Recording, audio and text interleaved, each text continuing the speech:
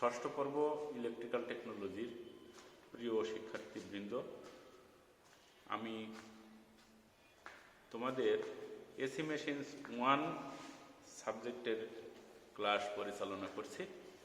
আশা করছি ভিডিওগুলি দেখে তোমরা অনুশীলন করছো এবং পড়াশোনা চালিয়ে যাচ্ছ। আজকের ক্লাসে আবার সবাইকে স্বাগতম জানাচ্ছি। আমি আজকে প্রথমেই আলোচনা করতে চাই ট্রান্সফরমারের শীতলীকরণ। ট্রান্সফরমারের শীতলীকরণটা কী এবং কেন করতে হয়, প্রয়োজনীয়তা কী, আজকের আলোচনা শেখাবে। ট্রান্সফরমার একটি ইলেকট্রিক্যাল ডিভাইস, বারবার উল্লেখ করা হয়েছে, আলোচনায় আনা হয়েছে যে ট্রান্সফরমারের লস আছে, কোর লস এবং কপার লস।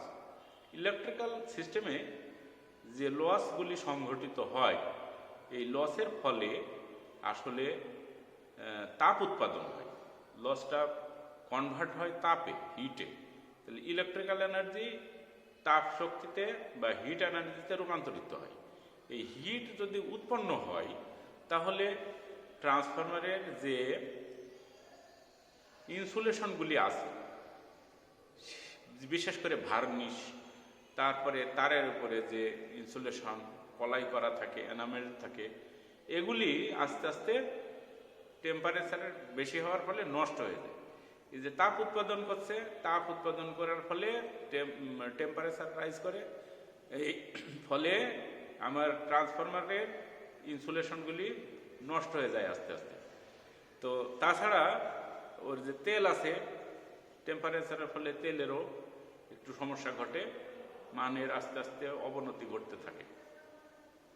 সেই কারণের জন্য ট্রান্সফরমারকে ঠান্ডা করার দরকার হয়। তো এই ঠান্ডা করার পদ্ধতিকেই শীতলীকরণ বলে, শীতল করার পদ্ধতিকে শীতলীকরণ বলে। তো ট্রান্সফরমারের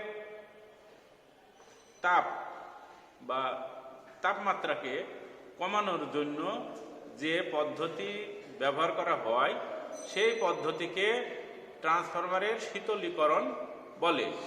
তাহলে উদ্দেশ্য কি, আমাদের প্রয়োজনীয়তা কি শীতলীকরণের? শীতলীকরণের প্রয়োজনীয়তা হলো যে টেম্পারেচার কমিয়ে নিরাপদভাবে যাতে ট্রান্সফরমার ব্যবহার করা হয়, সেই ব্যাপারে ভূমিকা রাখে। টেম্পারেচার বেড়ে গেলে ট্রান্সফরমার যদি ইনসুলেশন গলে যায়, নষ্ট হয়ে যায়, তাহলে দুইটা কয়েলের মধ্যে, দুইটা কন্ডাক্টরের মধ্যে, বডি এবং কন্ডাক্টরের মধ্যে শর্ট সার্কিট ঘটতে পারে। আর আমরা জানি যে শর্ট সার্কিট খুবই বিপজ্জনক একটা বিষয়, ট্রান্সফরমারকে সে নষ্ট করে দিতে পারে। আর আরেকটা কি করতে পারে, বডি করে দিতে পারে। মানে ট্রান্সফরমার কয়েল যদি তার যে লোহার অংশ, ট্যাঙ্ক, এর সাথে যদি সংযুক্ত হয়ে যায় কোনো কারণে, তাহলে দেখা যাবে ওতে ইলেকট্রিফাইড হয়ে গেছে ট্যাঙ্কটা।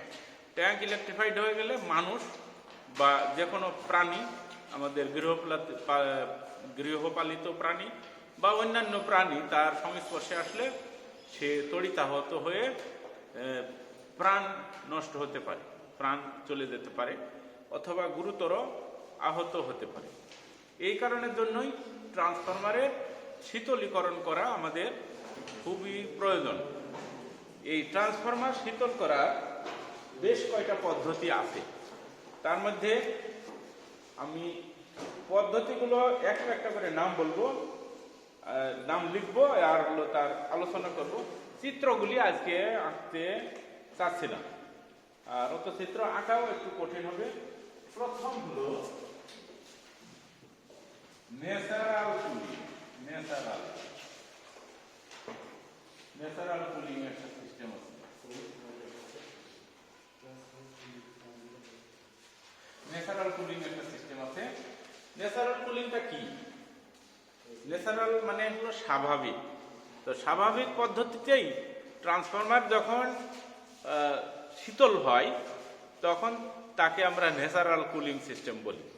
যেমন একটা ট্রান্সফরমার আছে যেগুলো ছোট বা মাঝারি সেগুলি পার্শ্ববর্তী যে বায়ু প্রবাহ আছে, এই বায়ু প্রবাহ ট্রান্সফরমারে উৎপন্ন যে তাপ, সেই তাপকে সে ঠান্ডা করে দেয়।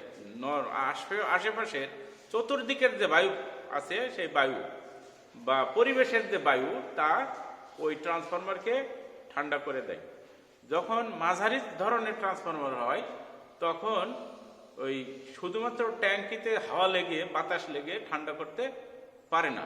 সেজন্য কি করা হয়, ট্যাঙ্কির পাশ দিয়ে আমরা রেডিয়েটর লাগিয়ে দিই। রেডিয়েটর লাগিয়ে দিই কিভাবে? এই যে এটা ট্যাঙ্কির এক পাশ, তাহলে রেডিয়েটর এখানে পাইপ দিয়ে দেওয়া হয়,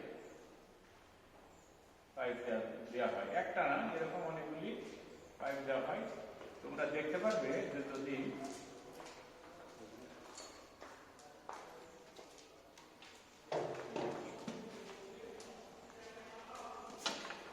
এর ভিতরে ট্রান্সফরমার তেল আছে, অয়েল, ট্রান্সফরমার অয়েল আছে। আমরা জানি যে কোনো তরল পদার্থ যখন উত্তপ্ত হয়, তখন তার ঘনত্ব কমে যায়, ঘনত্ব কমে যায় বা আপেক্ষিক গুরুত্ব কমে যায়। যখন কমে, তখন কিন্তু সে উপরের দিকে উঠে যায়, আর ঠান্ডা যেটা ভারী, সে নিচের দিকে নেমে আসে। তাহলে সার্কুলেশনটা এরকম যে যখন উত্তপ্ত হয়, তখন তেল এদিকে, উত্তপ্ত তেলটা উপরে চলে আসে ভারী, আর যেটা ঠান্ডা তেল সে নিচের দিকে চলে আসে। উপরে গেলে, যখন উপরে সারফেসে যায়, তখন কি হয়? তখন সে আবার কিছুটা ঠান্ডা হতে থাকে। তখন এই যে পাশে যে নলাকার অথবা স্ট্রিপাকার ছিদ্র আছে, ছিদ্রযুক্ত পাইপ লাগানো থাকে, ওইটার ভেতর দিয়ে যখন বায়ু চলাচল করে, তখন সে ঠান্ডা হয়ে যায়। তো ঠান্ডা হলে তখন এর ভেতর দিয়ে তেলগুলি নিচের দিকে চলে আসতে থাকে, আর এখানে ভ্যাকুয়াম হয়, ফলে উপরের সারফেসের তেল আবার এই পাইপের ভিতরে ঢুকে যায়। পাইপ বলতে রেডিয়েটরের ভিতর ঢুকে যায়, এবং পার্শ্ববর্তী বায়ু প্রবাহের ফলে তাকে আরো শীতলীকরণ, আরো শীতল করে। শীতল করলে ওর ঘনত্ব আবার আরো কিছুটা বেড়ে যায়, বেড়ে গেলে আবার নিচের দিকে নামে। তাহলে উত্তপ্ত হয়ে তেল উপরের দিকে যায়, এবং যত ঠান্ডা হতে থাকে তত সে এই রেডিয়েটর দিকে দিয়ে আবার নিচের দিকে চলে আসে। এই দিক দিয়েও কিছু কিছু তেল আসে, আর ম্যাক্সিমাম এই রেডিয়েটর দিয়ে আসে। এর জন্য আমরা কোন প্রকার ফ্যান দিয়ে বাতাস দিই না, এমনি প্রকৃতির যে বায়ু প্রবাহ, তার ফলেই কিন্তু শীতল হয়ে যায়। এটা যেহেতু আমরা আর কিছুই করি না, সেই জন্য এটাকে আমরা ন্যাচারাল কুলড সিস্টেম বলি, ন্যাচারাল কুলিং সিস্টেম। যে নেচারের যে বাতাস, সেই তেলকে ঠান্ডা করে ফেলে, ফলে ট্রান্সফরমারের যে তাপ, সেই তাপকে প্রশমিত করে বা ঠান্ডা করে।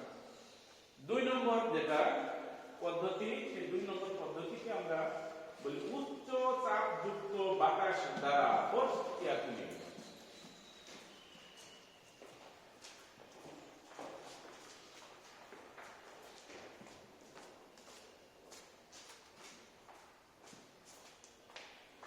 ফার্স্ট এয়ার কুলিং, যখন ট্রান্সফরমার বেশ বড় হয়, মিডিয়ামের থেকেও যখন বড় হয়, তখন তার গায়ে রেডিয়েটর থাকে, তখনও তার গায়ে রেডিয়েটর থাকে, এবং বড় বড় মানেরই রেডিয়েটর থাকে। এই বড় মানের রেডিয়েটর কিন্তু ন্যাচারাল যে কুলিং সিস্টেম বা ন্যাচারাল যে বাতাস, সেই বাতাস দিয়ে খুবই তাড়াতাড়ি ঠান্ডা করতে পারে না। তখন কি করা হয়? তখন ট্রান্সফরমারের যে কোনো জায়গায় ফ্যান বসিয়ে দেওয়া থাকে সাইডে, উপরে থেকে নিচের দিকে বা পাশে ফ্যান বসিয়ে দেওয়া থাকে। তাহলে এই ফ্যান রেডিয়েটরে বাতাস দিবে। কাকে বাতাস দিবে? রেডিয়েটরে বাতাস দিবে। তো বাতাস দিলে রেডিয়েটরের ভিতরে অবস্থিত যে তেলগুলি আছে, সেগুলি ঠান্ডা হয়ে যাবে, ঠান্ডা হতে থাকবে, এবং সে নিচের দিকে নামতে থাকবে, এবং যখন একেবারেই ঠান্ডা হবে, তখন একদম তলে চলে আসবে। আবার উপর দিক থেকে আবার গরম তেল অর্থাৎ ঘনত্ব কম বিশিষ্ট তেল আবার রেডিয়েটরের ভিতরে ঢুকবে, ঢুকে নিচে আসবে। তাহলে দুটা সিস্টেম প্রায়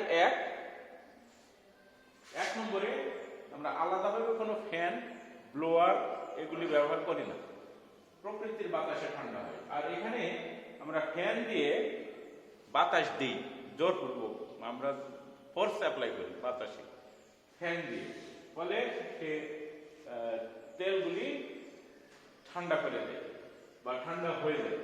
সেজন্য আমরা ফোর্স এয়ার কুলিং বলছি, যে আলাদা ফ্যান যেহেতু ব্যবহার করছি সেই কারণে। আরেকটা হলো তৈলে নিমজ্জিত সেলফ কুলিং সিস্টেম। তাহলে একে আমরা ইংরেজিতে অয়েল ইমার্সড সেলফ কুল, অয়েল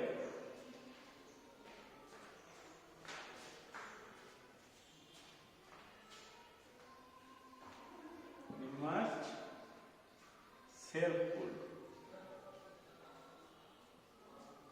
বা সেলফ কুলিং সিস্টেম, এটা একটা সিস্টেম।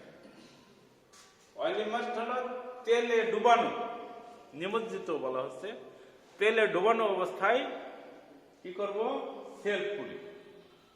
তো তেলের মধ্যে কি ডুবানো থাকবে, তেলের মধ্যে কি ডুবানো থাকবে, সেটা হলো যে আমাদের যে ট্রান্সফরমার আছে এবং ট্রান্সফরমারের যে এই কয়েল আছে, কোর আছে, সেগুলো তেলের মধ্যে ডুবানো থাকবে, একেবারে তেলের মধ্যে ডুবানো থাকে। নর্মালি আমরা যে ওয়েল্ডিং করার সময় যে ট্রান্সফরমার দেখি ওয়েল্ডিং মেশিনে, ওটা কিন্তু কোনো তেলের মধ্যে থাকে না, ফাঁকাই দেখতে পাই। কিন্তু একটু বড় সাইজের যেগুলি ট্রান্সফরমার, সেগুলি কিন্তু ট্রান্সফরমার ট্যাঙ্কের মধ্যে, ট্রান্সফরমার যে ট্যাঙ্কের মধ্যে তেল ভরা হয়, সেই তেলের মধ্যে কোর সহ ডুবানো থাকে, অয়েল ইমার্সড বলা হয়। এবং এই তেল তাপ সংগ্রহ করে ওই যে ওইভাবে নিয়ে সে ঠান্ডা করে ফেলে। তৈল নিমজ্জিত চাপযুক্ত ওয়াটার কুলিং সিস্টেম। তাহলে অয়েল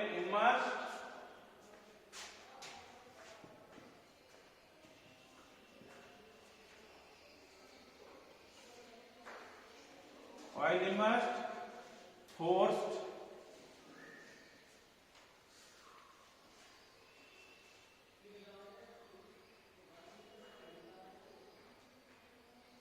ওয়াটার কুলিং।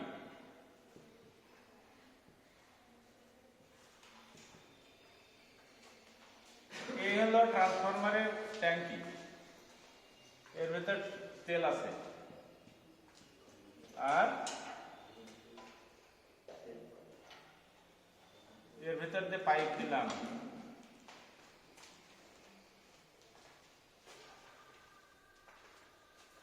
দুটা করে দাগ দিলে ভালো হবে। আমি একটা সিঙ্গেল লাইন ডায়াগ্রাম এঁকেছি, যে তুমি যদি এখানে বলতে ফোর্সড ওয়াটার কুলিং, এর এই যে এটা যদি পাইপ হয়,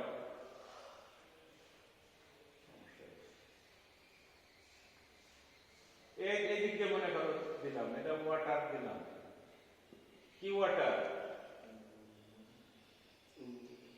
কি ধরনের পানি, ঠান্ডা পানি, হ্যাঁ ঠান্ডা পানি। তাহলে কুল ওয়াটার, ঠান্ডা পানি এই নলের ভিতর দিয়ে প্রবাহিত করব। নলটা কিসের, নলটা ধাতব পদার্থের, তামার হতে পারে, আয়রনের হতে পারে, তো তামাই বেশি ব্যবহার করা হয়। ওর ভিতর দিয়ে ঠান্ডা পানি দিয়ে দিই, তো ফলে এই ট্রান্সফরমারের ভেতরে যে তাপ উৎপন্ন হচ্ছে, তো এর ভেতরে পেছানো যেহেতু ধাতব নল আছে, নলের ভিতর দিয়ে ঠান্ডা পানি গেলে সে তাপগুলিকে শোষণ করে এই দিক দিয়ে বেরোয় চলে যাবে, হ্যাঁ এদিক দিয়ে বেরোয় চলে যাবে। এটা কিন্তু হট না হলে ওয়ার্ম ওয়াটার হবে, মানে একদম ফুটন্ত হতে পারে, তার কম যেটা সেটাকে ওয়ার্ম বলে, কুসুম কুসুম গরম যেটা বলা হচ্ছে। যতটুকু তাপ উৎপন্ন হবে সে সঙ্গে সঙ্গেই শোষণ করে তাপ নিজের ভিতরে নিয়ে পানি গরম হয়ে বাইরে বেরিয়ে যাবে, ফলে ট্রান্সফরমারের তাপ কমে যাবে, যে উদ্বৃত্ত তাপ উৎপন্ন হলো সেটা কিন্তু কমে যাবে, সে পানিতে দিয়ে দিবে। তৈলে নিমজ্জিত চাপযুক্ত বাতাস দ্বারা, তো এই যে এই সিস্টেম যেটা দেখছি, oil immerse force air cooling, oil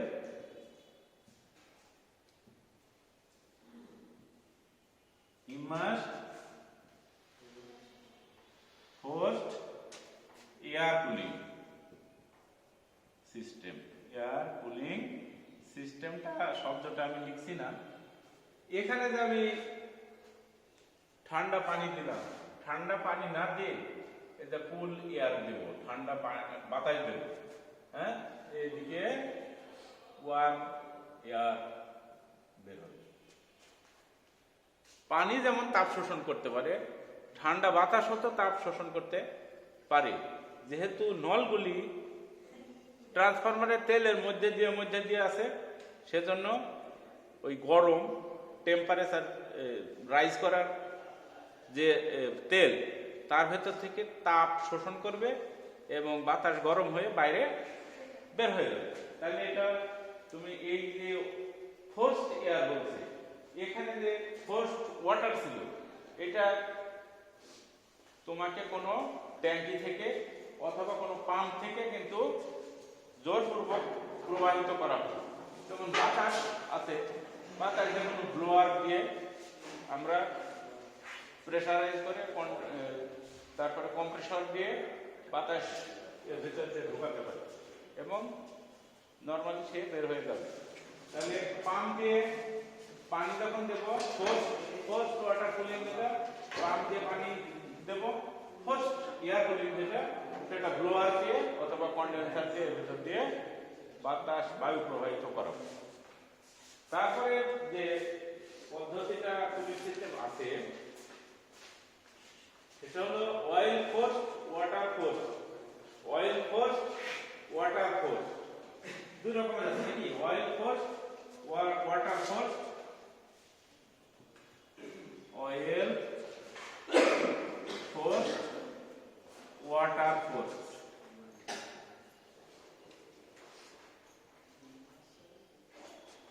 cooling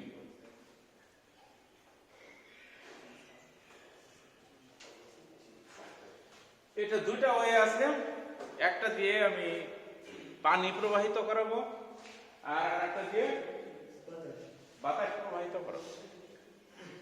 দুটাই ঠান্ডা, ফলে সে ঠান্ডা করে দিবে। এটা 6 নম্বর পয়েন্ট। এই 6 নম্বর পয়েন্টের মাধ্যম দিয়েই আমাদের এই কুলিং সিস্টেমের পদ্ধতিগুলো শেষ করা হলো। এখন আমরা যে ট্রান্সফরমার আমরা যেগুলো দেখি, তার ভিতরে কিন্তু এক ধরনের তেল থাকে। কি থাকে? তেল থাকে। এই তেলের আলাদা নাম আছে, এটা খনিজ তেল। খনি থেকেই আসলে পাওয়া যায়, পেট্রোলিয়াম জাতীয়। যেমন আমরা ডিজেল, পেট্রোল, অকটেন এগুলো পাই না, রিফাইন করে ভিন্ন ভিন্ন গ্রেড কার্বনের পার্সেন্টেজ অনুসারে হয়, তেমনি এই ট্রান্সফরমারের ভেতরে যে তেলগুলি দেওয়া হয় সেটাও কিন্তু ওই ধরনেরই খনিজ তেল। তাহলে ট্রান্সফরমারের ভেতরে যে তেল ব্যবহার করা হয় এর নাম হলো ট্রান্সফরমার অয়েল। এটা ট্রেড নাম। ট্রেড নাম মানে বাণিজ্যিক নাম। তুমি যদি তেল কোম্পানির কাছে যে বলো যে আমাকে ট্রান্সফরমার অয়েল দেন, তাহলে সে দিবে। তো সিকিউরিটির ক্ষেত্রে ট্রান্সফরমার অয়েল কিন্তু লুজ বিক্রি করে না। যেগুলো হলো বিখ্যাত কোম্পানি আছে, যেমন তো আমরা বিভিন্ন ধরনের অয়েল দেখি না, ওটা কি পেট্রোল পাম্প দেখি, পেট্রোল পাম্প দেখি বিভিন্ন রকমের কোম্পানির নাম লেখা থাকে। দেখেছো তোমরা কি কি থাকে? পদ্মা, মেঘনা, যমুনা, মোবিল, এগুলো সব হলো তেল কোম্পানি। এই তেল কোম্পানি গুলো আসলে এই ট্রান্সফরমার অয়েল বিক্রি করে। তো যারা এরকম বোনাফাইড কোম্পানি, ওরা কিন্তু তোমাকে লুজ তেল দিবেন। তোমাকে সিল্ড কিনতে হবে, 208 লিটার থাকে, সেগুলো কিনতে হবে।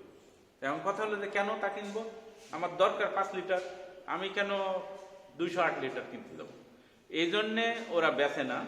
যে তুমি মনে করো যমুনা অয়েল থেকে ট্রান্সফরমার অয়েল কিনবে, কেমন, কেনার পরে তুমি খুচরা বিক্রয় করবে অথবা তুমি ইউজার, তুমি ওর ভেতর থেকে 10 লিটার ব্যবহার করে বাকি 192 লিটার কিন্তু তোমাকে জমা করে রাখতে হবে, বহুদিন থাকে, নষ্ট হয় না।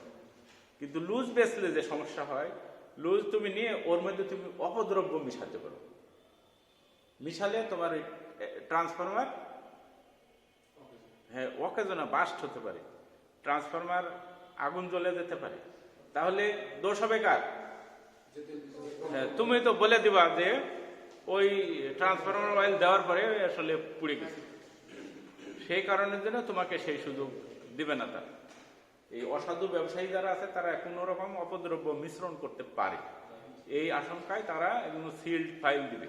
তুমি ইচ্ছা হলে সব ব্যবহার করো, ইচ্ছা হলে কম ব্যবহার করো, কিন্তু লুজও বিক্রি করে, কিন্তু লুজ ব্যবহার করা কোনো মতেই সঠিক না, সমীচীন না। তোমরা যখন চাকরি বাকরির ক্ষেত্রে যাবে তখন এরকম এরকম ট্রান্সফরমার যেগুলি আছে, পিডিবি, ওজোপাডিকো, পিজিসিবি, এ ধরনের যে কোম্পানিগুলি আছে তাদের আন্ডারে যে ট্রান্সফরমার আছে, পল্লী বিদ্যুৎ সমিতি, তাদেরগুলো তো যখন ট্রান্সফরমার রিফিল করতে যাবে অয়েল, তখন কিন্তু তোমরা সিল্ড ফাইল, একদম প্যাকড ফাইল থেকে ব্যবহার করবে। পড়ে থাকা যে তেলগুলি আছে বা লুজ যে তেলগুলি আছে ওটা ব্যবহার থেকে বিরত থাকতে হবে, নাহলে যে কোনো সময় বিপর্যয় ঘটতে পারে। তাহলে ট্রান্সফরমার অয়েল হলো খনিজ তেল, এটার ট্রেড নেম হলো ট্রান্সফরমার অয়েল। তাহলে এর আলাদা কোনো নাম আছে? আলাদা নাম আছে, কেমিক্যাল নাম আছে। সে কেমিক্যাল নেমটা কি? বেশিরভাগ ক্ষেত্রে আমরা তাকে পায়রানল বলি। কি বলি? পায়রানল। সংক্ষিপ্ত প্রশ্নের মধ্যে আমাদেরকে মাঝে মাঝেই জিজ্ঞেস করা হয় যে ট্রান্সফরমার অয়েলের নাম কি? পায়রানল। ঠিক আছে, তাহলে এই পায়রানল আমাদেরকে, আমরা যখন ইয়ে করি, এই যে বাণিজ্যিক নাম হচ্ছে পায়রানল, এখানে লেখা আছে। তো এটা কেন দেওয়া হয়? এটা দেওয়া হয় যে কোর বসালে তো, বসিয়ে তার মধ্যে ট্রান্সফরমার অয়েল দিয়ে দিল। ট্রান্সফরমার অয়েল ভালো মানের ইনসুলেটর, ফলে পার্শ্ববর্তী যে কোরগুলি আছে, কোর আছে, coil to coil, coil to core, তারপরে কয়েল টু ট্যাঙ্ক, ট্যাঙ্ক কত লোহার, এগুলো যাতে ইনসুলেটেড থাকে, যাতে বডি হয়ে না যায়, সেজন্য ট্রান্সফরমার অয়েল ব্যবহার করা হয়। তার সাথে সাথে এখন দেখলাম আমরা যে কুলিং সিস্টেমেও সে ভূমিকা রাখে, মানে তাপ সে নিয়ে আসে, নিয়ে বাতাসের দ্বারা বাতাসে ছেড়ে দেয়, অথবা ওই যে অন্যান্য নলগুলি ওর ভেতরে দেওয়া হয়, ফলে হিট ট্রান্সফার করে ট্রান্সফরমারকে শীতল করে রাখে। এখন কথা হলো সেটা হলো যে ট্রান্সফরমারের এই তেল যে ব্যবহার করব, এর কি কি গুণাবলী থাকে? ট্রান্সফরমার তেলের কিছু গুণাবলী বলি থাকবে তো, না হলে তো কেরোসিন দিয়ে আমরা ভরে দিতাম, না হলে টিউবওয়েল থেকে পানি নিয়ে ভরে দিতাম। ট্রান্সফরমার অয়েলের বেশ কিছু গুণ থাকতে হবে, এটা ইম্পর্টেন্ট, মনে রাখতে হবে বা মুখস্থ করতে হবে, যে কোনোটা করতে পারো। এটা উচ্চ মানের রোধক সম্পন্ন হতে হবে, মানে হাই রেজিস্ট্যান্স হবে, তাই তো। তারপরে উচ্চ ডাইইলেকট্রিক সম্পন্ন হতে হবে। ডাইইলেকট্রিক কি? যে দুই পাশে যদি তুমি ভোল্টেজ দাও, তাহলে হ্যাঁ ভোল্টেজ, হাই ভোল্টেজ দিলেও এটা যাতে ব্রেকডাউন না ঘটে, অনেক উচ্চ মানে। তাহলে ওই এটার মান একটা আছে, মান দেওয়া আছে একটা বড় রকমের, আমি পরে বলছি। এর মধ্যে কোনো প্রকার স্লাজ থাকবে না, খাদ, ভাসমান জিনিস, হ্যাঁ, ওগুলো থাকবে না। পানির উপরে অনেক সময় সর পড়ে না, কোনো অপদ্রব্য না থাকলে তো সর পড়বে না। তাহলে ট্রান্সফরমার অয়েলের ভেতরে এরকম উপরের নিচে কোনো জায়গায় হ্যাঁ খাদ থাকা যাবে না, স্লাজ থাকা যাবে না, কোনো রকম তলানি পড়বে না। আমাদের অঞ্চলের যে পানি, টিউবওয়েলের পানি রেখে দিলে অনেক ক্ষেত্রে কি হয়, নিচের দিকে আয়রন জমা পড়ে, ওইটা হলো তলানি, ওই ধরনের কিছু পড়তে পারবে না। এটা একদম আঠালো, চটচটে আঠালোযুক্ত গ্লুর মতো হওয়া যাবে না। হ্যাঁ, অনেক বলতে পারো স্যার তো আঠালোই তো মনে হয় না, আঠালো না, ওটা ওর আপেক্ষিক গুরুত্ব বেশি, কিন্তু আঠালো না। আঠালো হলে ওই যে ওই রকম যে চটচটে যেগুলো, সেগুলো আঠালো, তাই না? পেস্ট, গাম যেগুলো আমরা ব্যবহার করি, গাম, আইকা, ওগুলি আঠালো। এগুলো সহজে বাষ্পীভূত হবে না, হ্যাঁ, উবে যাবে না। আর কি থাকবে এর ভিতরে? মোটেই জলীয় বাষ্প থাকতে পারবে না, জলীয় বাষ্প থাকতে পারবে না, জলীয় বাষ্প মুক্ত হতে হবে। কোন রকম ভাসমান পদার্থ থাকবে না, কোন প্রকার ভাসমান পদার্থ থাকবে না। তারপরে অ্যাসিড, ক্ষার এবং সালফার জাতীয় পদার্থ থেকে মুক্ত থাকতে হবে। অ্যাসিড যদি থাকে যে কোনো জিনিসের সাথে বিক্রিয়া ঘটবে, ক্ষার থাকলে বিক্রিয়া ঘটবে, সালফার থাকলে আগুন জ্বলে যাবে, এইগুলি নানান রকম সমস্যা সৃষ্টি হবে, সেজন্য এগুলো থেকে মুক্ত হবে। এর ভিসকোসিটি ও জমে যাওয়ার প্রবণতা কম থাকবে। এই যে শীতকাল নারকেল তেলের মতো যদি জমে যায়, পাম অয়েলের মতো জমে যায়, তাহলে তো সমস্যা, এরকম জমতে পারবে না। হ্যাঁ, ভিসকোসিটি ও আঠালোতা, আসলে ভিসকোসিটি বাংলা হচ্ছে আঠালোতা। অদাহ্য হতে হবে, তুমি আগুন জ্বলে যাবে না ওর ভিতরে, এ ধরনের হতে হবে। তৈলের ফ্লাশ পয়েন্ট, অর্থাৎ যে তাপমাত্রায় তৈলের বাষ্প হয়ে আগুন ধরে, 160 ডিগ্রি সেলসিয়াসের নিচে হওয়া উচিত নয়। প্রায় সময় বলে যে 180 ডিগ্রি সেলসিয়াস, এখানে আবার দেখছি 160 ডিগ্রি বলেছে। 180 ডিগ্রি সেলসিয়াস হলো নিরাপদ। ওর নিচে ওর যে বাষ্প আছে সেটা আগুন জ্বলে যেতে পারবে না। তৈলের ফায়ার পয়েন্ট, তেলেই আগুন জ্বলবে, ওটা হলো ফ্লাশ পয়েন্ট হলো বাষ্পে আগুন ধরে, আর ফায়ার পয়েন্ট হলো তেলেই আগুন ধরে যেতে পারে। এটা 200 ডিগ্রির নিচে হওয়া যাবে না, অর্থাৎ 200 ডিগ্রির নিচে তেলে আগুন ধরা যাবে না। আর এর আপেক্ষিক গুরুত্ব থাকবে 0.85। আপেক্ষিক গুরুত্ব কত? কমপক্ষে 0.85 থাকতে হবে। এ হলো ট্রান্সফরমার তেলের গুণাবলী। তাহলে ট্রান্সফরমার তেল কেন ব্যবহার করা হয়, এর কুলিং সিস্টেম কি কি, ট্রান্সফরমারে কেন কুলিং সিস্টেম ব্যবহার করা হয়, এইগুলি ভালো মতো করে আমরা আয়ত্ত করে রাখবো। কেমন ছোট ছোট কথাবার্তা, যেমন স্লাজিং কি, ওই যেমন বললাম না স্লাজ বা খাদ, তাহলে এরকম কোনো খাদ থাকবে না। ট্রান্সফরমারের এই প্রশ্নগুলি, শীতলীকরণ কি, তারপরে কুলিং সিস্টেম কত রকমের, কি কি, এ ধরনের আমরা পড়ে রপ্ত করে ফেলব। ট্রান্সফরমারের তেলের কি কি গুণ থাকে?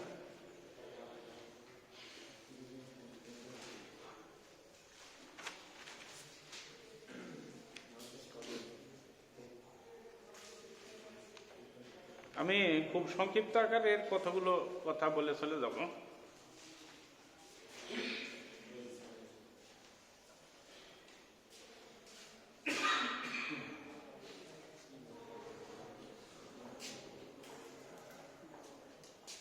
থ্রি ফেজ ট্রান্সফরমার সম্পর্কে যে কথা, সেটা হলো যে থ্রি ফেজ ট্রান্সফরমারের আসলে অংশগুলি কি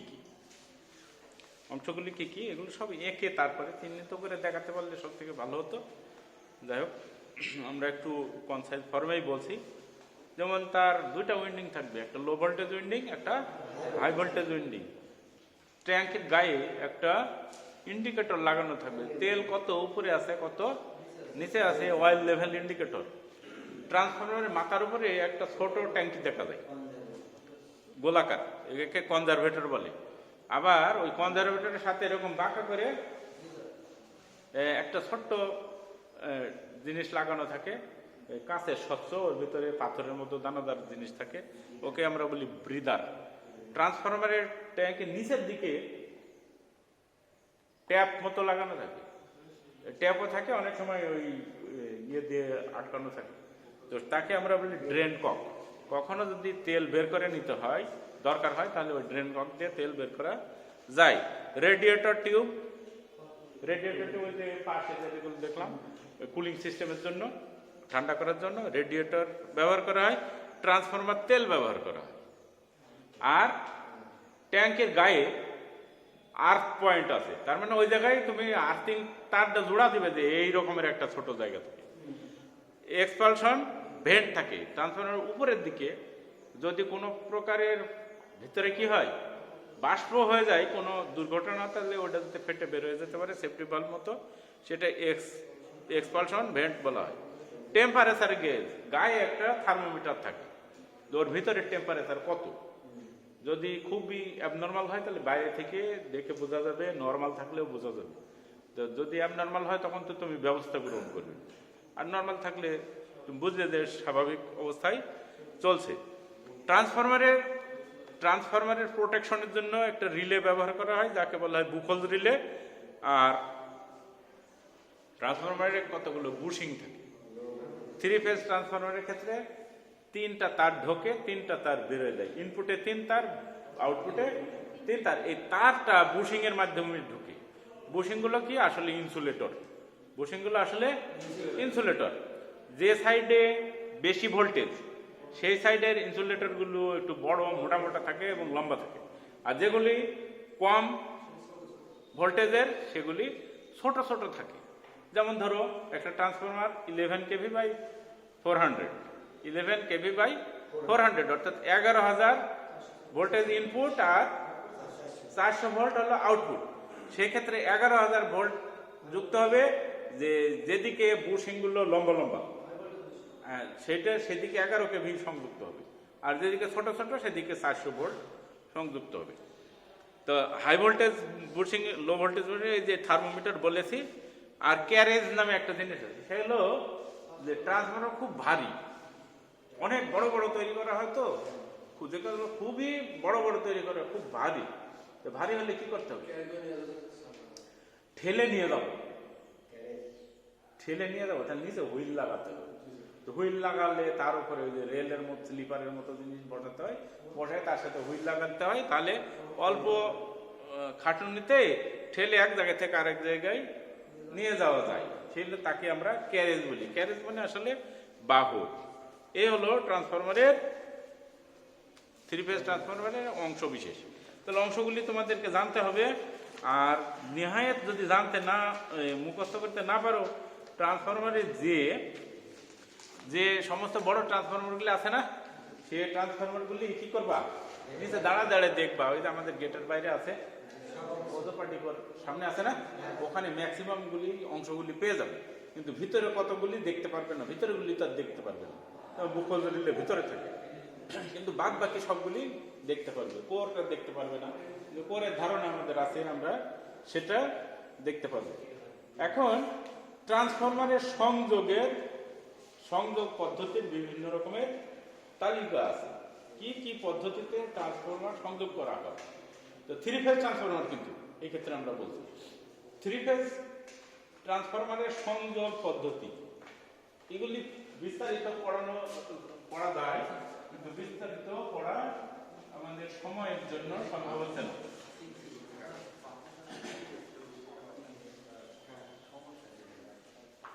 একটা দুটা চিত্র আমি দেখাবো এই ক্ষেত্রে, আর তোমরা বই থেকে দেখে নিবে, তোমরা ভিডিও যখন দেখবে তখন সাথে বইটা নিয়ে নিবে খুলে, এবং মিলিয়ে দেখবে যে কথা যেগুলি হচ্ছে সেগুলির সাথে বাস্তবে মিল আছে কিনা বা কিরকম কি বিষয়। তো সেটা হলো যে সংযোগ যেগুলি আছে, যেমন ইনপুটে স্টার সংযোগ, আউটপুটে স্টার সংযোগ, স্টার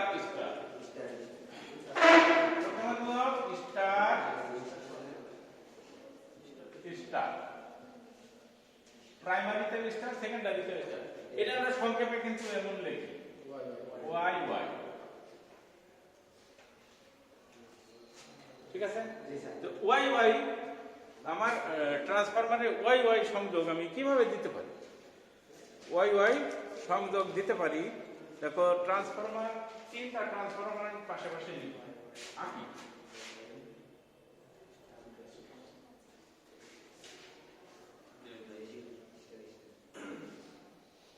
কোর থাকে, তাই না?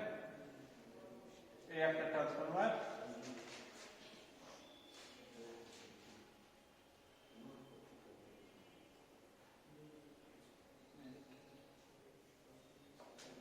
ডেল্টা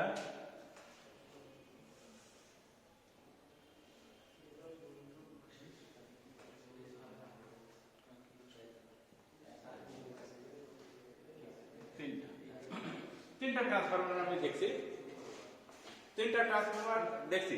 তো তিনটা ট্রান্সফরমারে আমি স্টার স্টার সংযোগ দিতে চাই, তাহলে কি করব? তো খেয়াল করে দেখো যে যে পয়েন্টগুলি উইন্ডিং গুলি আছে, তো উইন্ডিং এটা এটা 1 এটা 2, এটা 1 এটা 2, এটা 1 এটা 2, সব 2 নম্বর গুলি জোড়া দিয়ে দিই। তাহলে স্টারের এই পয়েন্টটা হলো 1 2 3। তো তাহলে এইগুলো কোথায় যাবে? এই যে একটা, তারপরে এর একটা আছে না, এক নম্বরটা এর এক নম্বরটা সেভাবে তো বটে। তাহলে এই যে তোমার হলো স্টার স্টার, এদিকেও ঠিক, এদিকে এটা 2 নম্বর, এটা 2 নম্বর, এটা 2 নম্বর। তো 2 নম্বর গুলি একত্রিত করো,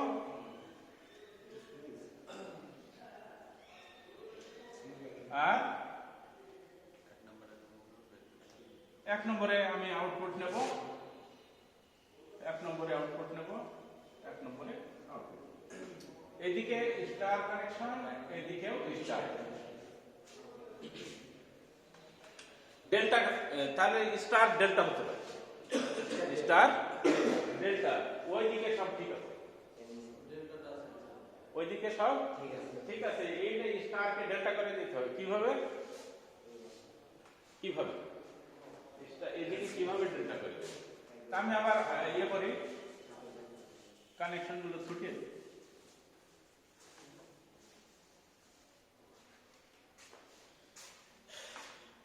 ডেল্টা করতে হলে আমাদের পুরাটা একটা লুপের মধ্যে নিয়ে আসতে হবে, তাই তো? পুরাটা একটা লুপের মধ্যে নিয়ে আসতে হবে। তাহলে পার্শ্ববর্তী অনুযায়ী একের সাথে 2 এর সাথে 1, 2 এর সাথে 1 যুক্ত করে দিই, এবং এটাও কিন্তু 2 এর সাথে 1 যুক্ত। তাহলে আমার সংযোগ পয়েন্ট কোনটা কোনটা হলো? এটা একটা, এটা একটা, এবং এটা একটা, ঠিক না? এখানে থেকে একটা টার্মিনাল বের করলাম, এখান থেকে একটা বের করলাম, এই সংযোগ স্থলতে আরেকটা বের করলাম।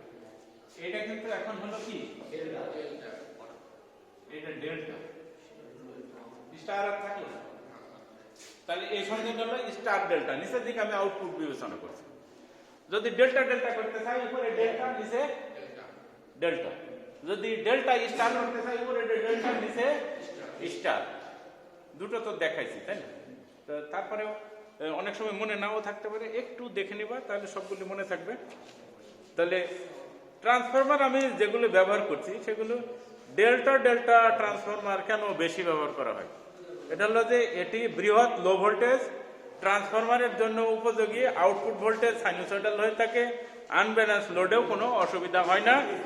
আর এর ব্যাংকিং নষ্ট হয়ে গেলে, ডেল্টা ডেল্টা যদি ব্যাংকিং নষ্ট হয়ে যায়, মানে একটা ট্রান্সফরমার যখন নষ্ট হয়ে যায় তখন ওটা star star open VV connection বা আমরা ওপেন ডেল্টা কানেকশন বলি, ওপেন ডেল্টা কানেকশনে রূপান্তর করা যায়। তখন আমরা স্বাভাবিক ক্যাপাসিটি 66.7% থেকে ক্যাপাসিটি কম করে 58%, 57.77, ওইখানে আমরা 58% করতে পারি, পাওয়ার পেতে পারি। প্রাইমারি ও সেকেন্ডারি ভোল্টেজের মধ্যে কোনো ফেজ ব্যবধান থাকে না। তাহলে ডেল্টা ডেল্টাতে এই সুবিধাগুলি আমরা পেয়ে যাই। ডেল্টা ডেল্টা সুবিধার অসুবিধা কি? এতে টার্ন বা ফেজ সংখ্যা বৃদ্ধি পায়, নিউট্রাল সংযোগ পাওয়া যায় না, ভিভি কানেকশনে কাজ করার সময় ফুল ক্যাপাসিটি পাওয়া যায় না, স্টার স্টার বা স্টার ডেল্টা ডেল্টা স্টারের সাথে প্যারালাল ব্যাংকিং করা যায় না। তৃতীয়, হারমোনিক এক্সাইটিং কারেন্ট ডেল্টা ওয়াইন্ডিংয়ে আবর্তকারে প্রবাহিত হয়। আশা রাখছি ইনশাল্লাহ আমরা এসি মেশিন 2-তে এই যে হারমোনিক্সের বিষয়টা পড়ব, ওখানে বেশি করে আছে। আমি এখন হারমোনিক্সের বিষয় আনতে চাচ্ছি না। তাহলে স্টার ডেল্টা যে সংযোগ, তার সুবিধা কি? উচ্চ ভোল্টেজ থেকে কম ভোল্টেজে আনয়নের ক্ষেত্রে উপযোগী, লো ভোল্টেজ ডিস্ট্রিবিউশন সার্কিটের ক্ষেত্রে উপযোগী। এগুলির সব সুবিধা অসুবিধাগুলি আমাদের দেওয়া আছে। ডেল্টা স্টারের ক্ষেত্রে কি কি সুবিধা? ইনসুলেশনের পরিমাণ কম লাগে, মাত্র 58% ইনসুলেশন লাগে। আনব্যালেন্স লোডে ভাসমান নিউট্রাল, তো ত্রুটির উদ্ভব হয় না। ভোল্টেজ ওয়েভ বিকৃতিবিহীন হয়। আর অধুনাকালে ডিস্ট্রিবিউশন ট্রান্সফরমার হিসেবে বেশ জনপ্রিয়, কারণ সেকেন্ডারি হতে নিউট্রালের সাহায্যে সিঙ্গেল ফেজ সাপ্লাই পাওয়া যায়। এর অসুবিধা কি? ডেল্টা স্টারের প্রাইমারি ও সেকেন্ডারি লাইন ভোল্টেজের মধ্যে 30 ডিগ্রি ফেজ পার্থক্য থাকায় ডেল্টা ডেল্টা বা স্টার স্টারের প্যারালাল ব্যাংকিং করা যায় না। এই সুবিধা অসুবিধাগুলি তোমরা বুঝতেই পারছো যে অতি দ্রুত আমি যাচ্ছি। আর আমরা পরবর্তীতে এই যে স্টার ওপেন ডেল্টা তো ভিভি কানেকশনের একটা বিষয় আছে। স্পেশাল টাইপের কানেকশন, এটা স্পেশাল টাইপের কানেকশন, এই বিষয় সম্পর্কে আমি একটু দেখতে চাই। তো এই চিত্রটা থাকলেও ভালো হতো, যেহেতু রাখা যাচ্ছে না।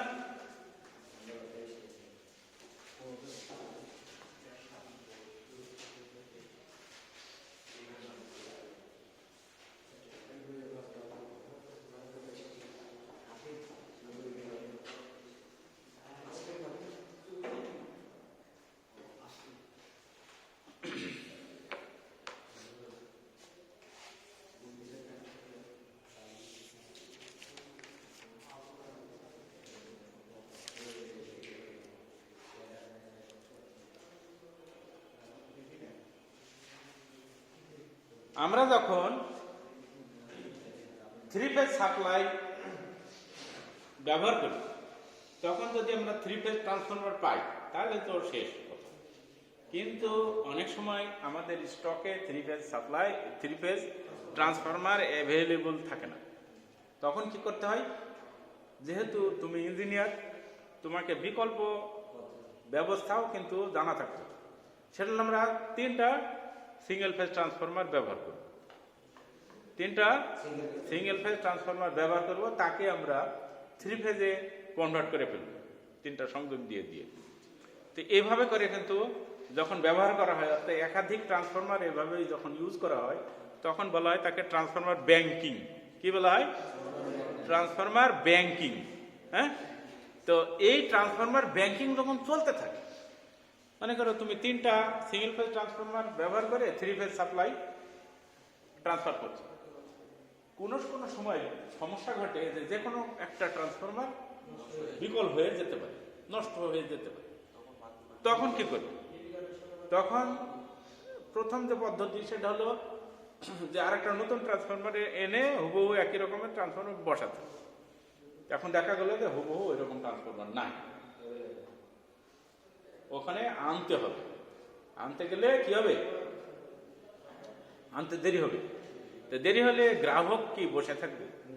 তোমার আনতে 1 সপ্তাহ দেরি লাগবে ঢাকা থেকে, মনে করো ঢাকাতেই আছে, তাহলে কি গ্রাহককে বলবো যে ভাই আমি ট্রান্সফরমার নিয়ে আসি, 1 সপ্তাহ পরে তুমি বিদ্যুৎ পাবা? তাহলে তো বিরাট সমস্যা। গ্রাহককে আগেই ইয়ে করে নিশ্চিত করতে হবে, বা গ্রাহক যেটা দাবি করে যে তার 1 সেকেন্ডের জন্য বিদ্যুৎ না যায়। কিন্তু তারপরেও যেহেতু আমাদের কারিগরি ত্রুটি ঘটে গেছে বা যন্ত্রপাতি নষ্ট হয়েছে ট্রান্সফরমার, তো দ্রুততম সময়ে সারতে হবে। না সারালে নানা রকমের সমস্যা তৈরি হবে। এটা তো আমাদের আর বলে বোঝানোর অপেক্ষা রাখে না। ইন্ডাস্ট্রির কথা বাদই দিলাম, আমাদের বাসা বাড়িতে যে সমস্যাগুলি ঘটে, কি সমস্যা ঘটে? ফ্রিজে যদি মালামাল থাকে সব শেষ, নষ্ট। শেষ মানে নষ্ট হয়ে যাবে। মাছ মাংস ভেজিটেবল যা রাখে সবগুলি নষ্ট হয়ে যাবে। আইসক্রিম থাকলে সব গলে শেষ হয়ে যাবে, তাই না? এসব সমস্যাগুলি ঘটবে। তাহলে এরকম হতে দেওয়া যাবে না। টেম্পোরারিলি লাইনকে আমার কন্টিনিউস রাখতে হবে। তাহলে আমি হয়তো সাপ্লাই দিয়েছিলাম 100 কিলোওয়াট, 100 কিলোওয়াটের জায়গায় আমি আরো একটু হয়তো কম কিলোওয়াট সাপ্লাই দিয়ে আমি লাইনটাকে সচল রাখি। সচল রাখলে এই সময়ের মধ্যে আমার কিন্তু প্রক্রিয়া থাকবে। আমার অফিসিয়াল ফর্মালিটিজ হোক বা আমি অন্য জায়গায় থেকে আমদানি করি বা যাই করি না কেন, আর একটা ট্রান্সফরমার নিয়ে এসে ওই জায়গায় রিপ্লেস করে দেবো, বসিয়ে দেবো। তখন আমার আবার স্বাভাবিক পাওয়ার ট্রান্সফার হবে। তাহলে এটা করা হয় কিভাবে? একটা ট্রান্সফরমার যখন আউট, তখন 3টা ট্রান্সফরমার যদি থাকে, তাহলে তো তোমার কানেকশন যদি তুমি দাও 3টা ট্রান্সফরমার, মনে করো এটা একটা, এটা একটা, এটা একটা, এটা একটা, তাই তো? যখন একটা কমে যাবে তখন কি হবে? যখন একটা কমে যাবে, ভিভি কানেকশন করবে, ওখানে ভিভি কে যেহেতু একটা চলে গেল, ওপেন ডেল্টাও আমরা বলি। ওপেন ডেল্টা মানে এক বাহু চলে গেছে, মানে এক ট্রান্সফরমার বিকল, ওটা লাইন থেকে বিচ্ছিন্ন, এমনভাবে সংযোগ দেব দেখতে ভি অক্ষরের মতো দেখাবে, সেজন্য ভিভি সংযোগ বলা হয়ে থাকে। এর অন্য একটা নাম আছে, সেটা হলো ওপেন ডেল্টা। তো সংযোগটা কেমন হবে? সংযোগটা কিন্তু তোমাদের একটু প্র্যাকটিস করতে হবে, হ্যাঁ, না হলে 2টা ট্রান্সফরমার পরপর বসিয়ে দিলাম, এটা কো রাখলাম কেবল, তাহলে এর এটা কয়েল, এটা কয়েল, এটা কয়েল, এটা কয়েল, এই 2টা ট্রান্সফরমার আমার আছে, 1 নম্বর এবং 2 নম্বর। 3 নম্বরটা নষ্ট হয়ে গেছে। এখন কি করব? এখন সংযোগ দিব। সংযোগটা কেমন হবে? সংযোগটা হবে, এটা ছিল তো, মনে করো এটা ছিল, তাহলে আমরা এটা নিয়ে এর সাথে সংযুক্ত করে দিলাম, তাহলে সংযুক্ত করলে গেল, এটা একটা পয়েন্ট গেল, এটা একটা গেল, তাহলে আউটপুট সাইডে আগে করা গেছে 1 2 3। ঠিক ঠিক এক্ষেত্রে আমি একই কাজ করবো, ইনপুট সাইডে একই কাজ করবো।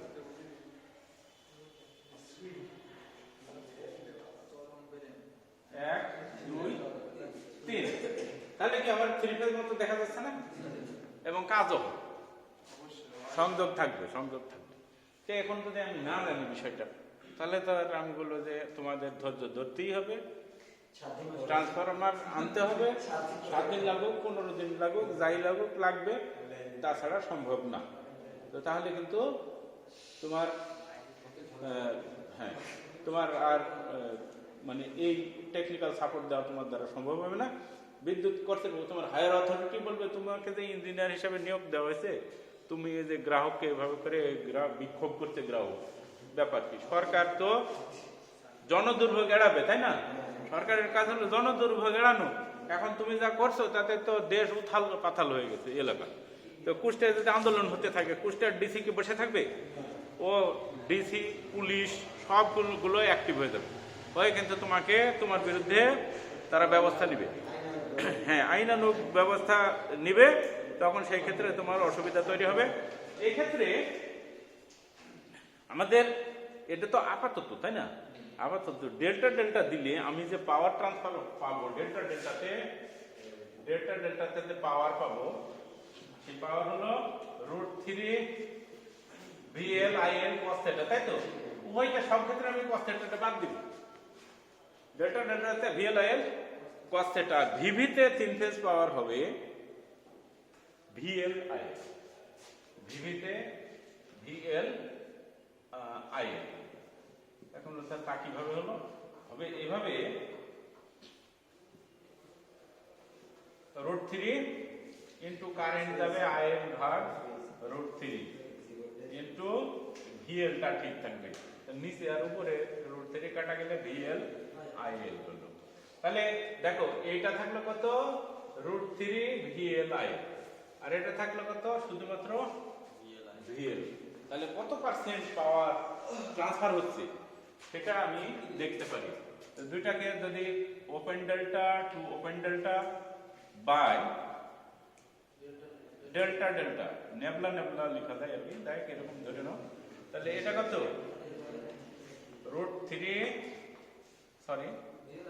VL IL ভাগ √3 VL IL, তাহলে হলো 1/√3। কত হয় ক্যালকুলেশন করলে? 0. খালি 57 নাকি? 0.577। এটা 1.732 1/1.732 ভাগ করো তাহলে বেড়ে দেবো 0.577 এটা আসবে। তো তুমি যদি শতকরা যদি করো তাহলে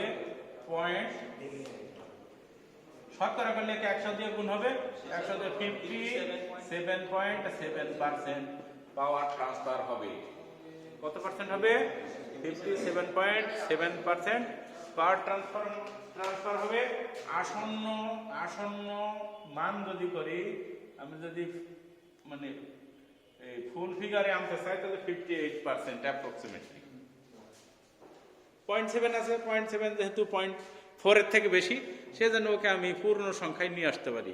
কোনো সময় পূর্ণ সংখ্যায় আনা হয় না, এরকমই রাখা হয়। তাহলে এটা কি? এই যে শেষেরটুকু বললাম, কি বললাম? আমাকে কি প্রশ্ন করা হবে? 2 রকমের প্রশ্ন করা হবে। এক হলো যে ভিভি কানেকশনের বেলায় কত পার্সেন্ট পাওয়ার ট্রান্সফার হয়, তুমি ব্যাখ্যা করে দেখাও। তখন তোমাকে এই ব্যাখ্যাটা, ক্যালকুলেশনটা দেখাতে হবে। আবার যদি বলে যে প্রমাণ করো যে ভিভি কানেকশনে 58% পাওয়ার ট্রান্সফার হয়, অথবা 57.7% পাওয়ার ট্রান্সফার হয় বা স্থানান্তর হয়, বাংলা ইংরেজি একটু হতে পারে মিশ্রণ আমাদের ক্ষেত্রে। এই রকমের প্রশ্ন কিন্তু পড়বে এবং এটা প্রায়ই পড়ে। হ্যাঁ, প্রায়ই পড়ে যে প্রমাণ করো যে ভিভি কানেকশনের ক্ষেত্রে 58% অথবা 57.7% পাওয়ার ট্রান্সফার হয়। পারা যাবে ইনশাল্লাহ। প্র্যাকটিস করতে হবে, তাহলে পারা যাবে। প্র্যাকটিস যদি না করো, এমন কোনো ব্যক্তি নাই যে এমনি পেরে যাবে নাকি। তাহলে এর সুবিধাগুলি পড়বো ওপেন ডেল্টার, তারপরে ওপেন ডেল্টার অসুবিধাগুলি পড়বো। সুবিধা কি? ডেল্টা পদ্ধতির যদি একটি ট্রান্সফরমার বিকল হয়ে গেলেও নিরবচ্ছিন্নভাবে বিদ্যুৎ সরবরাহ দেওয়া যায়, এটা হলো সুবিধা। অসুবিধা কি? অসুবিধা হলে এর দ্বারা ফুল পাওয়ার ট্রান্সফার করা যায় না, এবং যে পদ্ধতিটা করা হয় একদমই কিন্তু টেম্পোরারি পদ্ধতি। মনে করবে যে এভাবে যুগের পর যুগ চালাবো, তা কিন্তু চালানো যাবে না, চালানো ঠিক হবে না। এটা টেম্পোরারি। আমার আরেকটা ট্রান্সফরমার দিয়ে সংগ্রহ করে আসবে, তখন আমরা ওই জায়গায় লাগিয়ে দেবো, দিয়ে আবার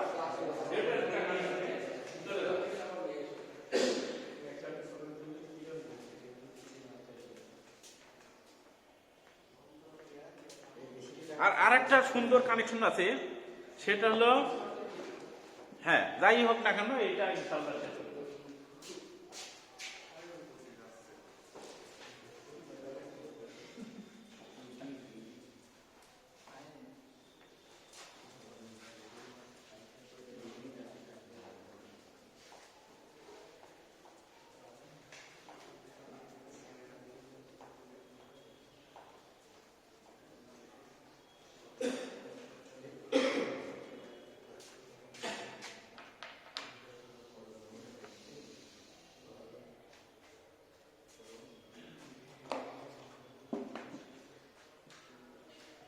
আমাদের যে সিস্টেম, পাওয়ার সিস্টেম, এটা কত ফেজের থাকে? লাইন 3 ফেজের থাকে। তা আমরা তো চাইবো যে 3 ফেজ ট্রান্সফরমার ব্যবহার করি। প্রাইমারি সাইডে 3 ফেজ এসে লাগবে, সেকেন্ডারি সাইডে আবার 3 ফেজ ট্রান্সফার হয়ে চলে যাবে। কিন্তু কোনো সময় দেখা যায় যে ট্রান্সফরমারের আউটপুটে, ইনপুটে 3 ফেজ ঠিকই আসছে, কিন্তু আউটপুটে আমার 3 ফেজ দরকার নেই, দরকার হলো 2 ফেজ। অথবা এমনও সময় আছে যে সাপ্লাই 2 ফেজ আছে, কিন্তু আমার 3 ফেজ সাপ্লাই বের করছে। তাহলে কি 3 ফেজ দিয়ে 3 ফেজ বের করলে তো কোনো কথা থাকছে না। কিন্তু যদি 2 ফেজ সাপ্লাই দিয়ে 3 ফেজ পেতে চায়, 3 ফেজ সাপ্লাই দিয়ে 3 ফেজ পেতে চায়, অথবা 3 ফেজ সাপ্লাই দিয়ে 2 ফেজ পেতে চায়, এ ধরনের যদি সংযোগের সুবিধা আমাকে নিতে হয়, তাহলে আমরা টিটি কানেকশন করব। কি কানেকশন? টি কানেকশন। ইংরেজি বড় হাতে টি আছে, যে সেই টি কানেকশন করব। একে আবার অন্য একটা কথা বলা হয় স্কট কানেকশন বলা হয়। তাহলে কানেকশনটার নাম আছে 3টা। স্কোয়াড সি ও ডবল টি, এটা হলো স্কোয়াড যে বৈজ্ঞানিক আবিষ্কার করছে তার নাম স্কোয়াড অথবা কি টিটি কানেকশন। টিটি ওইটাই ফুল মিনিং। টি বড় হাতের টি, বড় হাতের টি ইংরেজি লেটার, ওইটাই ফুল ফুল, আর কোনো মিনিং নেই। ভিভিও ওই রকম একই জিনিস, যেহেতু ডেল্টার একটা বাহু নাই, আচ্ছা আমি এই জায়গায় এই জায়গায় আর একটা বিষয় আছে, এর আর একটা নাম আছে, সেই নামটা এখানে এখন আপাতত উল্লেখ করিনি। টিজার কানেকশন বলে, টিজার কানেকশন বলে, ঠিক আছে, টিজার কানেকশন বলা হয়। তাহলে এই কানেকশনটা আমরা শুধুমাত্র দেখতে চাই, কানেকশনটা কি রকমের হতে পারে।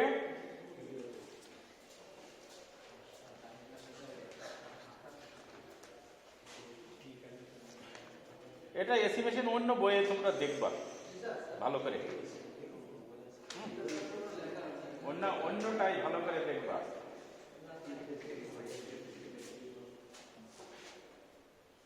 তিনটা ট্রান্সফরমার আমার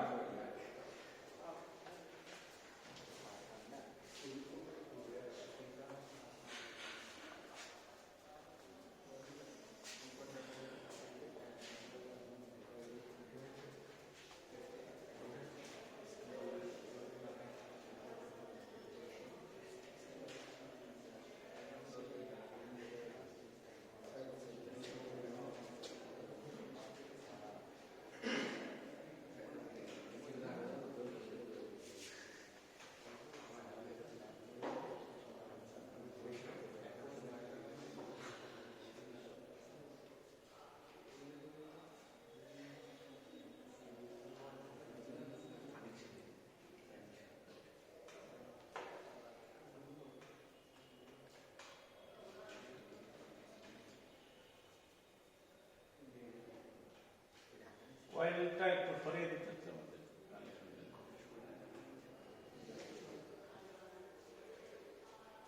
এটা পুরো রাখলাম।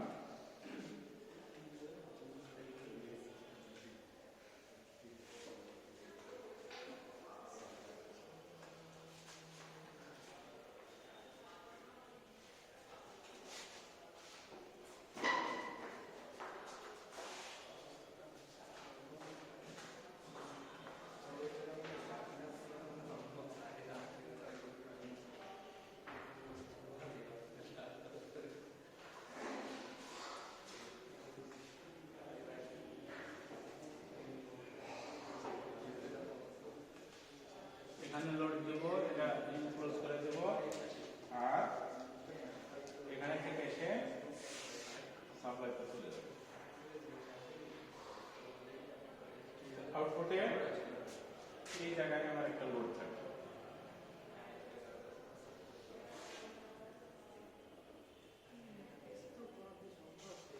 আমি এই সংযোগটা বেছে নিয়েছি। তো এটা যদি ফিগারটা যদি ঘুরিয়ে দাও, তাহলে এই যে টি এর মাপ এখন যেটা সংযোগ আছে সেটা এরকম দেখা যাচ্ছে। এটা যদি আমি ঘুরিয়ে বলি তাহলে আসলে এরকম। এখন কথা হলো যে এই চিত্রটা সব থেকে ভালো পাবো আমি কোথায়? এসি মেশিন সিসকিন্ডের বই দেখব, ইংরেজিতে Siskind, SISKIND, SISKIND, alternating current machine Siskind. লাইব্রেরিতে যাবে, খুব ঝকঝকা সুন্দর কানেকশন ডায়াগ্রাম সেখানে পাবে। এখন তো মোবাইলে ক্লিক করে নেওয়া, না হলে ফটোকপি করে নেবেন, আর মোবাইলে কালার ফুল সহ চলে আসবে পরে এখানে। ওই চিত্র, এই চিত্রটা ব্যবহার করবে। আরো তো দুটা চিত্র আছে, তাদেরকে টি কানেকশন না কি কানেকশন তা বোঝা যায় না। এইভাবে করে আমি সংযোগ দিতে পারি। যেহেতু সংযোগটা টি আকৃতির হয়ে যায়, সংযোগটা টি আকৃতির হয়, সেজন্য টি কানেকশন বলি। আর এই যে এদিকে এখন আমি 3 ফেজ সাপ্লাই দিয়েছি, এদিকে আমি সিঙ্গেল ফেজ আলাদা করে পেয়ে গেছি। তো বললাম যে 2 ফেজ পেতে পারি, 2 ফেজ কিন্তু পেয়ে গেছি। এরকম 3 ফেজ টু 3 ফেজও সংযোগ নেওয়া যায়, জাস্ট এদিকে এরকমের কানেকশন দিয়ে এই পাশে দিয়ে দিতে হবে। তো 3 ফেজ টু 3 ফেজ হবে, 3 ফেজ টু 2 ফেজ হবে, 2 ফেজ টু 3 ফেজ হবে, এই ধরনের সংযোগ নিতে পারে। এখানে এখানে এখানে একটা ব্যাখ্যা কিন্তু আছে, সেই ব্যাখ্যাটা আমি এখন পড়ার সময় পাবো কিনা বুঝতে পারছি না। সেটা হলো যে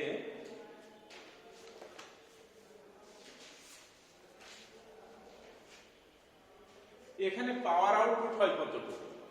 পাওয়ার আউট হলো টিটি কানেকশনের 86.6%। 3 ফেজ টু 3 ফেজ আমরা যখন ব্যবহার করি তখন 100% হয়, আর যখন আমরা এইভাবে টিটি কানেকশন ইউজ করি তখন 86.6% হয়। তো এই ব্যাখ্যাগুলো এখানে আছে। তো একটা এই পুরোপুরি এখন আমি আর দেখাচ্ছি না, তোমরা আশা করি এইটা দেখে নিবে। তো এটাও ইম্পর্টেন্ট একটা জিনিস, হ্যাঁ, ইম্পর্টেন্ট একটা জিনিস। তাহলে এখানে আমি কি প্রশ্নের সম্মুখীন হতে পারি যে 3 ফেজ পাওয়ার সাপ্লাইয়ের ক্ষেত্রে ট্রান্সফরমারের টিটি কানেকশনের ব্যাখ্যা দাও। তাহলে তুমি কিভাবে সংযোগ দিলে, সংযোগটা অবশ্যই শিখতে হবে সুন্দর করে। আর একটা কি, আর একটা হলো যে প্রমাণ করো যে টিটি কানেকশনের ক্ষেত্রে বা স্কট কানেকশনের ক্ষেত্রে 86.6% আউটপুট পাওয়া যায়। কেমন? তাহলে আমরা কখন ব্যবহার করব টিটি কানেকশন? যখন এরকম যদি 2 ফেজ ব্যবহার করে, ইনপুট ব্যবহার করে আউটপুটে 3 ফেজ, অথবা 3 ফেজ সাপ্লাই দিয়ে আউটপুটে 2 ফেজ, এ ধরনের যখন চেঞ্জ করার দরকার হয় তখন ট্রান্সফরমারের টিটি কানেকশন করব।